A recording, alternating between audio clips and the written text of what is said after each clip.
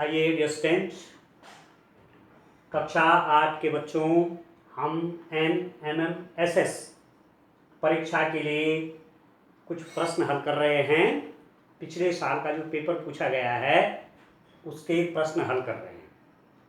ठीक है, अब तनिषा राणा भी ग्रुप में जुड़ गई है, तो वो भी अपना आय प्रमाण पत्र बनवा लीजिए, क्योंकि कभी भी NMMSS परीक्षा के फॉर्म आ सकते हैं और उसमें आय प्रमाण पत्र लगता है। इसलिए मैं कक्षा 8 के सभी बच्चों से कहना चाहता हूँ, जो जो इस परीक्षा का फॉर्म बनना चाहते हैं वो तुरंत अपना आय प्रमाण पत्र बनवा लें। ठीक हो गया? तो मैं आपसे पहले भी कह रहा था कि ये जो है ये पेपर है सेट का, सेट। ठीक है, दो पेपर होते हैं, एक मैथ का होता है, एक सेट का होता है। सेट वाले पेपर में 20 प्रश्न आपके गणित के आते हैं, तो उन प्रश्नों को मैं कर रहा हूं आजकल। तो प्रश्न नंबर 48 देखिए, पिछले साल के बच्चों के बाद जो प्रश्न आया था मैथमेटिक्स में, 48 क्वेश्चन क्या था? वृत्त की परिधि 44 सेंटीमीटर दी हुई है, वृत्त का क्षेत्रफल निकालिए। हमेशा प्रश्न में जो दिया रहता है पहले हमें ध्यान उस पर देना चाहिए और उसके आधार पर जो निकालना है वो काम करना चाहिए। ठीक है, तो वृत्त की परिधि, परिधि का सूत्र क्या होता है? वृत्त की परिधि का सूत्र क्या होता है बोलो तो? 2πr होता है ना। वृत्त की परिधि 2πr होती है। 2πr कितना है? 44 है। वृत्त की परिधि यहाँ तो 44 सेंटीमीटर का, पर सूत्र क्या होता है? 2πr होता है। अब मान रख लीजिए, पाई का मान कितना होता है? 22/7 होता है। आप जानते हैं पाई इज इक्वल टू 22/7। पाई का मान 22/7 होता है। इसका मतलब मान रखिए, पाई मतलब 22/7 गुणा गया r मतलब त्रिज्या। ये वृत्त की त्रिज्या है r बराबर 44। ठीक है, अब इस 7 की गुणा तो यहाँ हो जाती है, जो हर है ना, हर यहाँ गुणा में चला जाता है, और अंश अंश की गुणा, 2 गुणा 22 कितना हुआ? 44। 44 गुणा गया r बराबर 7 गुणा गया 44। ये 7 गुणा में यहाँ चला गया। ठीक है, तो दिस इंप्लाइज दैट, इसका अर्थ है कि अब आपको r का मान निकालना, r के साथ गुणा में 44 है, तो जब ये 44 यहाँ जाएगा, ये 44 यहाँ जाएगा, तो कहाँ जाएगा? वो भाग में जाएगा। तो r बराबर 7 × 44/44। इसके साथ के गुणा में जो है ना, ये r के साथ 44 गुणा में है, आपको r का मान चाहिए, तो ये 44 इनके नीचे आ जाएगा। अब इससे कट गया, तो r बराबर कितना हुआ? 7 सेंटीमीटर। r मतलब वृत्त की त्रिज्या कितनी निकल गई? 7 सेंटीमीटर। ठीक है, अब क्या निकालना? वृत्त का क्षेत्रफल। अब सूत्र देखिए, आप जानते हैं क्या होता है वृत्त का क्षेत्रफल, बोलो तो क्या होता है? जब वीडियो देखोगे तो बोलेंगे आप, वृत्त का क्षेत्रफल कितना होता है? कितना होता है? πr² होता है, πr² होता है। ठीक है, आया क्या आपको? आया ना? वृत्त का क्षेत्रफल πr² होता है, तो कितना हो गया? पाई मतलब 22/7। ठीक है, और r² का मतलब क्या होता है? r गुणा r, r का वर्ग है वो, r² मतलब r गुणा r। ठीक है, तो 22/7 गुणा गया, r का मान रखिए 7 आ रखा है ना, 7 गुणा गया 7, r गुणा r, 7 गुणा 7, 7 से 7 कट गया, तो 7 दूनी 14 का 4, कैरी आ गया 1, 7 दूनी 14, कितना हो गया? 15, 154। अब देखो याद रखना, परिधि, परिधि भी लंबाई है बच्चों, मतलब जैसे आपने साइकिल देखी होगी, ठीक है, या तार के बनाते हैं बच्चों, बच्चे जो है तार की साइकिल बनाते हैं, तो वो देखा जाए बाहरी बाहर का जो तार है वो क्या परिधि है उसकी, तो सेंटीमीटर में हो गया। आप काट देंगे तो ये लंबा हो जाएगा ऐसे, तो वो लंबाई है, उसकी इकाई क्या? सेंटीमीटर होगी। ठीक है, तो त्रिज्या क्या होती है वृत्त की? आप जानते हैं वृत्त है, ये मैं वृत्त बनाऊं, ये केंद्र हो गया, ये उसकी त्रिज्या हो जाती है r। ये भी लंबाई है, त्रिज्या तो भी सेंटीमीटर में।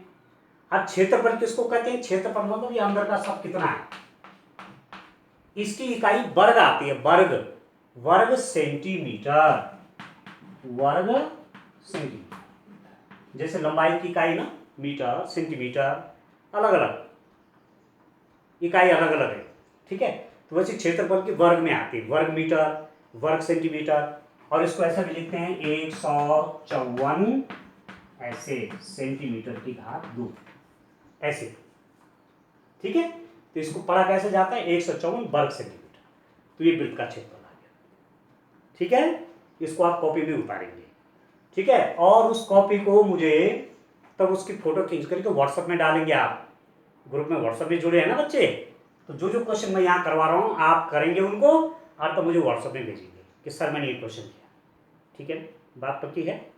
चलिए अब आगे बढ़ते हैं, एक क्वेश्चन और करते हैं। देखिए क्वेश्चन नंबर 49 पर चलते हैं।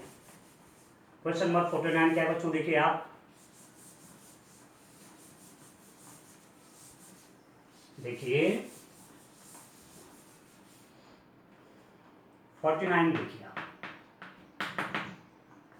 पहले तो इसका चित्र बनाते हैं। चित्र है ये कोई आयत है,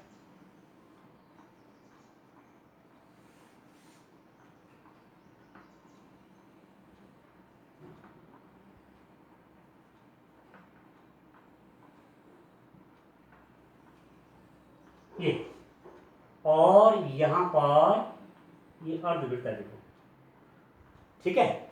ये अर्धवृत्त है, यहां आपको ये दे रखा है 14 सेंटीमीटर, देखो सीएम, सीएम मतलब सेंटीमीटर है, ठीक है। और ये आपकी लंबाई है 20 सेंटीमीटर। चलो सेंटीमीटर लिख देता हूं, यहां पर भी सेंटीमीटर लिखो चाहे सीएम लिखो, सेंटीमीटर से मतलब है, ठीक हो गया। आपको क्या करना है? आपको इस छायांकित भाग का क्षेत्रफल चाहिए, इस छायांकित भाग, ठीक है। एक छाया वाला भाग का क्षेत्रफल चाहिए। कहने का मतलब हुआ कि ये माना ये कोई गत्ता है, आयताकार गत्ता है, और यहां पर आपने अर्धवृत्त काट दिया, पूरा नहीं, आधा वृत्त काटेंगे, आधा वृत्त काटा, ठीक है, और उसको हटा दिया, तो क्या बचा? यहां तो खाली हो गए, ऐसे तो बचेगा, ऐसे आकर चतुर रहेगी, और उसका क्षेत्रफल चाहिए। अब आप देखिए यहां से यहां तक, इसे क्या बोलते हैं? क्या बोलते हैं इसको? वृत्त का, देखो ऐसा यदि है केंद्र से जाता हुआ तो इसको बोलते हैं व्यास। क्या बोलते हैं? व्यास, डायमीटर, DIAMETER, इसको व्यास बोलते हैं। इसका आदि होती त्रिज्या, ये तो व्यास हो गया, ठीक। अब देखो जितना ये होगा उतना ये आयताकार है ना ये, ठीक है, जितना ये उतना ये भी 14 सेंटीमीटर। तो मुझे एक छायांकित भाग का क्षेत्रफल निकालने के लिए यदि मैं पूरे आयत का क्षेत्रफल निकाल दूं, तो आयत का क्षेत्रफल क्या होता है? लंबाई गुणा चौड़ाई। आयत का क्षेत्रफल निकालूंगा बच्चों तो पूरा इस आयत का क्षेत्रफल निकलेगा, देखो, ठीक है। और उसमें से इस वृत्त के, इस अर्धवृत्त के क्षेत्रफल को घटा दूं, इस इतने को कम कर दूं, तो मेरे पास ये तो आएगा छायांकित वाला, ये पूरे आयत के क्षेत्रफल में से मैं इतना घटा दूं इस अर्धवृत्त का क्षेत्रफल, तो मेरे पास इस आकृति का क्षेत्रफल निकल जाएगा, ठीक हो गया। तो बात ये आती है कि आयत का क्षेत्रफल तो निकल जाएगा, पर इस अर्धवृत्त का क्षेत्रफल कैसे निकलेगा? अर्धवृत्त का क्षेत्रफल निकालने के लिए पहले पूरे वृत्त का निकालना पड़ेगा, और तब उसका आधा करना पड़ेगा, ठीक है। तो आप देखेंगे अर्धवृत्त का व्यास, अर्धवृत्त का व्यास बोल सकते हैं, अर्धवृत्त का व्यास, व्यास जानते हो? डायमीटर कितना है बच्चों? 14 सेंटीमीटर। ये व्यास 14 है, तो त्रिज्या कितनी हो जाएगी बच्चों?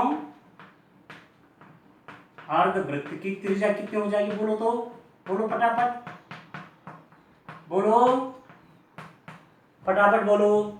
व्यास का आधा त्रिज्या होती है, व्यास का आधा त्रिज्या होती है ना, तो व्यास 14 है तो त्रिज्या कितनी हो जाएगी? 7 सेंटीमीटर हो जाएगी, होगी कि नहीं होगी?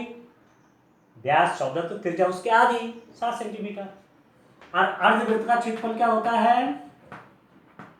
अर्धवृत्त का क्षेत्रफल कितना होता है जरा बताओ तो? 1/2 पाई आर स्क्वायर। आप जानते हैं वृत्त का क्षेत्रफल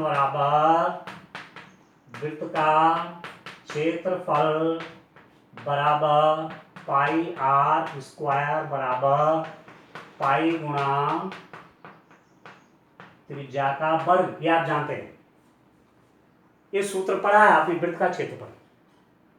अब बात याद, मैं क्षेत्रफल क्यों निकाल रहा हूं, मैं ये बाहरी बाहर का क्यों नहीं निकाल दे रहा हूं? देखो ऐसा है, जब अंदर की ऐसी बात होती है ना पूरा, ठीक है, जैसे आपने कागज में एक वृत्त बनाया ऐसे, ठीक है, अब आप उसमें रंग भर रहे हैं, तो आप कहाँ रंग भर रहे हैं? उसके क्षेत्रफल में रंग भर रहे हैं। ये समझ लो आप, ये क्षेत्रफल है, क्षेत्रफल में आप रंग भर रहे हैं। तो क्षेत्रफल पूछ रहा है तो अंदर का ही तो निकालना पड़ेगा। तो इस अर्धवृत्त का क्षेत्रफल और आयत का क्षेत्रफल निकाल देंगे, आयत के क्षेत्रफल में से उसको घटा देंगे। अब बात यह है कि अर्धवृत्त का क्षेत्रफल कैसे निकलेगा? वृत्त के क्षेत्रफल का आधा कर देंगे, तो अर्ध वृत्त का क्षेत्रफल बराबर 1/2 गुणा वृत्त का क्षेत्रफल, ये तो बराबर 1/2 आधा, ठीक है, बराबर 1/2 गुणा गया पाई मतलब 22/7। पाई का मतलब क्या होता है? 22/7। आर स्क्वायर मतलब आर मतलब त्रिज्या, त्रिज्या हमने कहा 7 सेंटीमीटर ऊपर हो गया, 7 नीचे हो गया, तो 7 गुणा 7 पूरा 14 है, तो 7 इतने नीचे 7 इतने ऊपर। आप काट लो बच्चों, इससे ये कट गया और इससे ये कट गया, ठीक हो गया। तो 11 सती कितना हो गया? 77, ठीक है, 2 11 ना कट गया, 11 सती 77 वर्ग सेंटीमीटर। या आप सीधे सेंटीमीटर की 2 हाथ लिख दीजिए, आपको आदत पड़ जाएगी, बजाय शॉर्ट में सेंटीमीटर की घात मतलब वर्ग सेंटीमीटर। तो ये तो मुझे निकल गया बच्चों। अब मैं पूरा आयत का निकाल लेता हूं, ठीक है। आयत का क्षेत्रफल कितना होगा? बोलो तो क्या सूत्र होता है आयत का क्षेत्रफल का? बोलो। आयत का क्षेत्रफल बराबर लंबाई गुणा गया चौड़ाई।